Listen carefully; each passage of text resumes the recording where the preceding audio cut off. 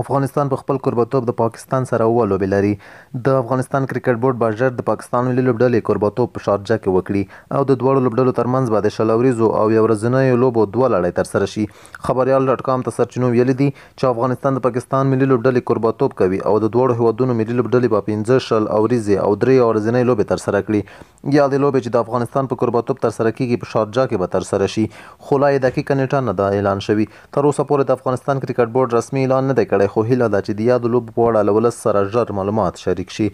د خبریال ډاټ کام سرچینو په وینا له پاکستان سره د یادو سیالیو پریکړه شوې ده او دواړه هیوادونه د شل ورځو او یو ورځنۍ لوبو د لوبلړیو ترسره کولو باندې پریکړه کړې ده. همداراز د افغانستان الف لوبډله به د سریلانکا الف لوبډلې سره هم 3 سیالۍ ترسره کوي چې د هغې په اړه هم ژر اعلان وشي.